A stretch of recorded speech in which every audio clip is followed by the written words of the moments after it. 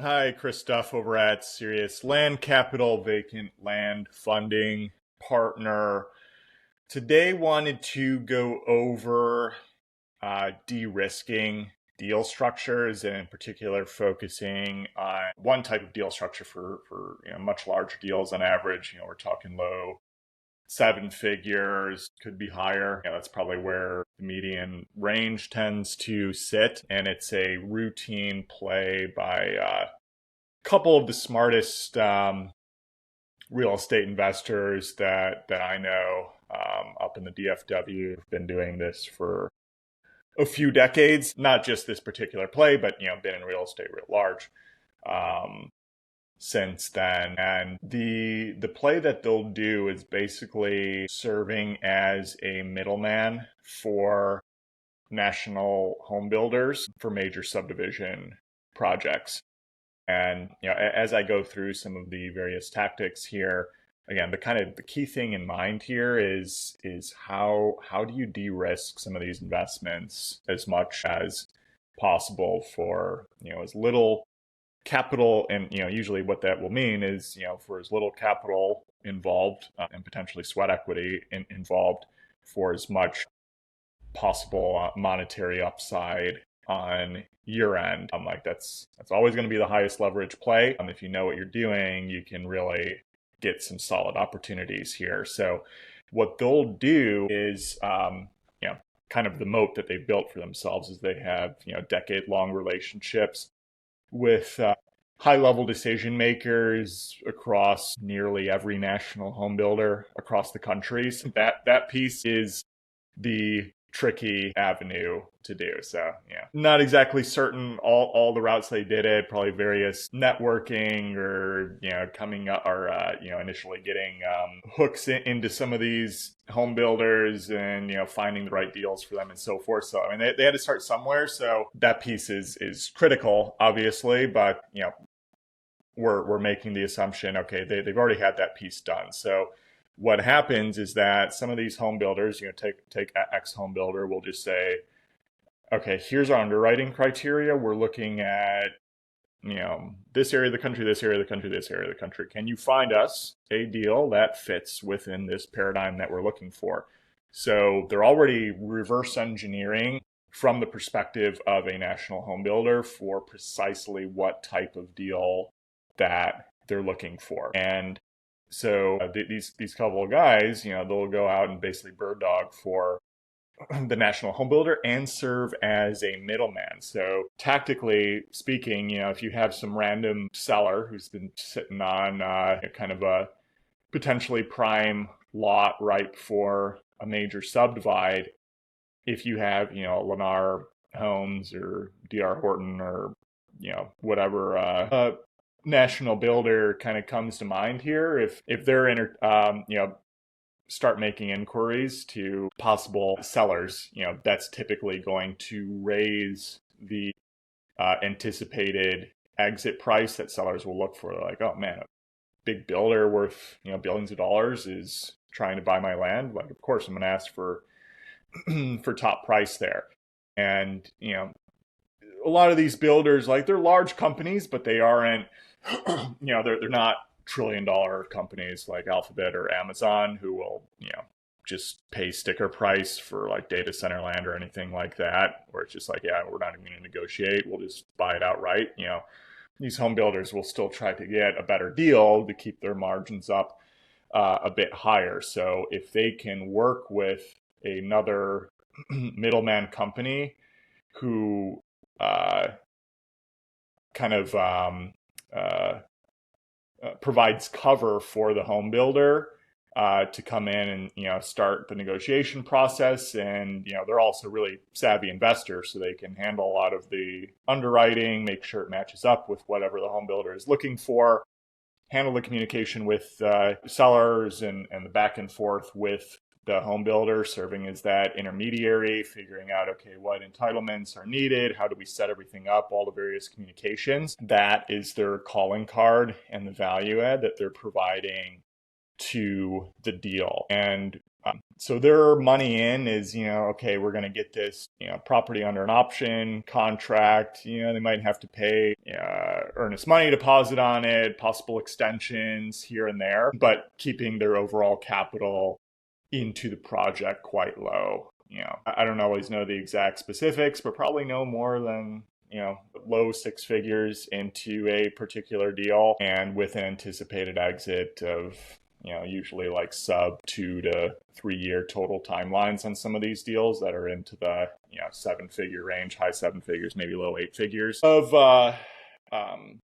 anticipated top line exit for these properties. And smartly, what they'll do is, because they have these relationships with the home builders, is they'll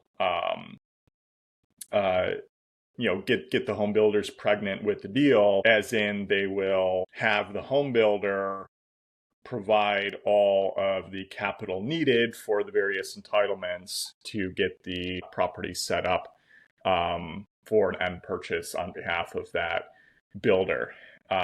So, if high six figures, even, $1 million plus of entitlements are needed, it's not like the middleman operators are paying for any of that themselves.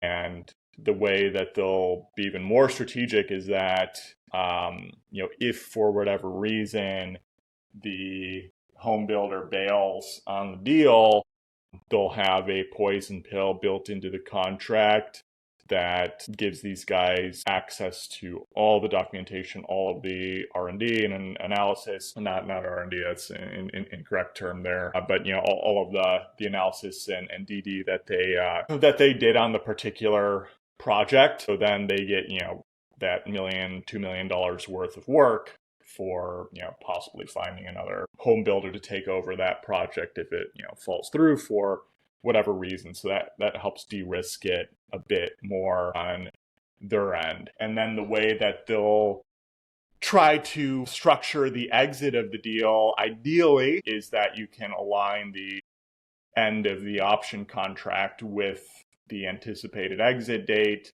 with the home builder, and either have the home builder provide the B2C funds at the end, so it's just a double close situation, and then have a sizable profit split. Usually these guys serving as middlemen, they'll try to take home like at least a $1 million to $2 million type of profit on one of these deals. Again, it could take upwards of 2 to 3 years, but $1 million or $2 million of gross profit potentially for such minimal spend up front. Sure, a lot of sweat equity and everything like that. That's a highly de-risked type of situation to go after. Where it could still be a bit more risk is where, okay, the entitlement's just taking longer. You might have to close on the land. You can't extend any further with the seller, and might lose out on the actual land side of the deal, which is, a critical element. So may need to bring in, what could be equated to transactional funding, but it might be a longer turnaround time. So, it could be months potentially of closing on the land, waiting for entitlements to be done, and already having the home builder deeply pregnant in the deal, to have a very de-risked end buyer situation, and then, give the capital partner who's covering the purchase of the land, 30 to 50% of those gross profits on the deal. That's another avenue for how to cover a situation where you can't just set up a double close situation. It's not like an exact transactional deal. It's not same day, not same week, but even if it's months, like it's still not. It's not like you're buying the land outright and trying to find another buyer. It's still heavily de-risked from that perspective, and the middleman operators are able to, again, de-risk themselves from a capital perspective, and set it up for other folks to take that financial risk for a healthy share of the profits, but kind of lay it up where they're not having to cover that piece. Sure, if they can't find the capital, the deal could fall apart and all that work goes out the window, and maybe any monetary contribution, like that's not a great sign either the builder might be aggravated about that too for losing out. So there is some reputational risk. Like there's no zero risk avenues in any business venture, and certainly not real estate. But this is one that I think serves as an example for how you can be a lot more creative with deal structuring to go after much larger deals where, it's more of a blue ocean to try to play in that. Because a lot of folks are like, yeah, $1 million type deal. It's hard to put anything like that together, and realize, okay, there are ways to structure this that doesn't require you to put nearly as much capital up as you might think. So, and it's kind of leveraging relationships that you might build up over time. Obviously, that's very difficult to do as well, but it is possible, just to serve as an example. So wanted to share that just to kind of get the gears turning as well, or maybe you've explored something similar. Would love to, feel free to reach out to me if you're doing something similar or other kind of creative financing avenues. We're always interested in learning about those, potentially taking part in more of those on our end too. So hopefully this was helpful. Share and subscribe. Share if you think anybody in your network might find value out of this. And seriousland.capital for any of your funding needs. Land Daily Diligence Facebook group for zero cost review of your land deals. So much growth in that group recently. We've added approaching 100 members even over the last month, just over a month. So we're getting close to like 850 or so members, which is, it's just very exciting. It's such a niche group here. And great to see that we're providing real value. And landpricer.ai, we got a lot more engineering work done. I was talking with the team earlier today, fixed some of the core issues. It's really smoothing out the product experience. Again, anticipating beta test invites to be out sometime next week. If you're hearing this the week of February 1st. With that, take care. Bye.